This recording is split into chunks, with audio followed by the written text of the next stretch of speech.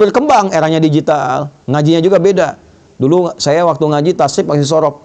Fa'ala yaf'ilu, fa'ala yaf'alu, fa'ala yaf'ulu. Sekarang sudah beda. Taba yatubu yutuban.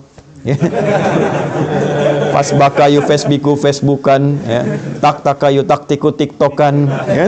Instagramu instagraman. Nah, ini yang kita perbaiki sehingga ngajinya itu tulus. Ya, jadi ilmu dipelajari, amal dipraktekan, manfaat kemudian bisa diraih. Itu terukur semua. Dulu ngaji kita begitu, Fathul Qarib, Fathul Mu'in, macam-macam. Dulu ulama-ulama itu mendampingi Umar. Anda kalau ke Jogja di Kesultanan Jogja itu masih ada tuh. Ya, kumpulan-kumpulan hazanah awal tuh keislaman di situ. Ada ngajinya tuh. Ini pembahasan Fathul Qarib yang ngajar siapa, Fathul Mu'in yang ngajar siapa, muftinya siapa, ya dalamnya siapa, sampai begitunya. Dan dipraktekkan dalam kehidupan. Makanya desain kotanya pun terukur. Silakan Anda cek kalau nggak percaya. Di mana ada masjid, depannya ada alun-alun, sampingnya ada pasar dan sebagainya. Itu bukan sesuatu yang biasa, terukur. Oleh karena itu saya kembalikan dan saya tutup, teman-teman, saya ingin mengajak. Jadi jangan sampai kita menunaikan ibadah hanya sebatas memenuhi kebutuhan ritual semata. Walaupun itu sah secara hukum. Tapi kalau ingin merasakan nikmatnya berislam, bawa nilainya, praktekkan dalam berkehidupan. Anda kalau nggak tahu nikmatnya, mohon maaf ya, belum tahu nikmatnya, la yasraqu min qaum, hai orang-orang beriman, jangan saling mencela. Praktekkan ayat itu, tidak saling mencela. Baru terasa berislam itu bagaimana. Kalau mau tahu nikmatnya berinfak, bawa itu, cari orang, dekatkan dia, bikin program di KMI. Dulu saya pernah inisiasikan tuh. Ya, tidak semua orang di Jepang itu kan, mohon maaf, ya punya kemapanan. Ya, kemapanan dalam materi, termasuk orang kita ataupun orang Jepang tetangga kita dan sebagainya. Kenapa nggak kita praktekkan untuk mendapatkan indahnya berislam? Masak bagi dengan tetangga. Ya, ada lansia-lansia butuh perhatian, tengokin bareng-bareng, ya kan?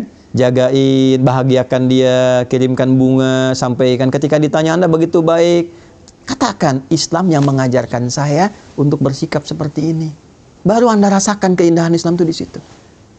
Ya, jadi kalau cuma kita praktekkan ibadahnya, baru terasa spiritualnya, tapi kita tidak merasakan dampak-dampak kehidupan duniawinya.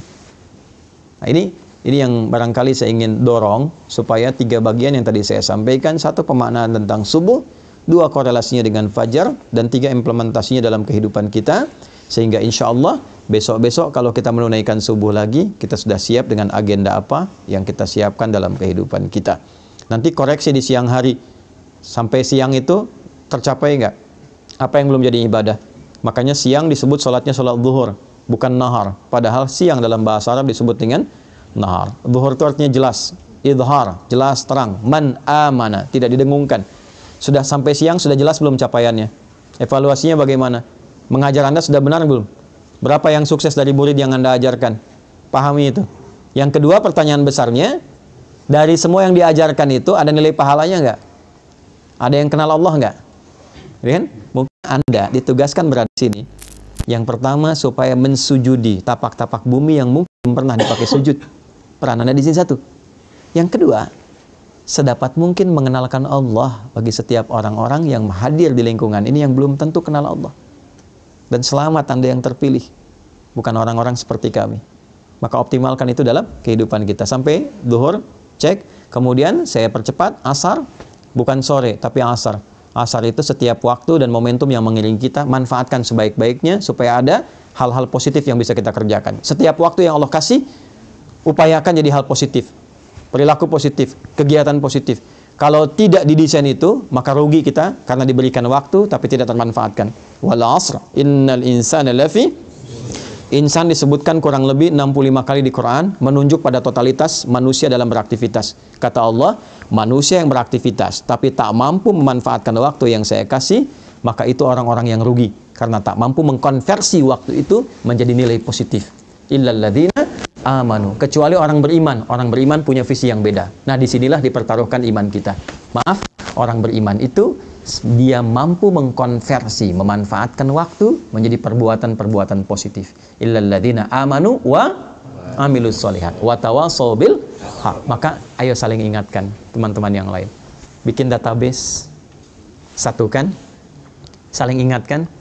Terus teman-teman bikin komunitas. Tapi mohon maaf, jangan bersaing untuk dunia. Fastabiqul khairat. saling melengkapi. Ya, di sini ada ormas, ada PCIM, PCNU. Dari dulu tuh alhamdulillah kita bangun masjid kompak, duduk sama-sama, kajian bareng. Kalau ada masalah keumatan, dudukkan bareng-bareng, bikin inspirasi dari sini sehingga tenang rasanya. Ya, kajian kitab dari NU sampaikan. Nanti kajian budaya Muhammadiyah bahas bareng-bareng, sampaikan. Yang lain-lain bikin komunitas. Ya, ada teman-teman yang komunitasnya misalnya di Tokyo di sini, ada yang di Ayase, ada yang Yokohama, macam-macam. Satukan tuh saling melengkapi. Kalau bisa kajiannya melengkapi, jangan semua dibikin sama.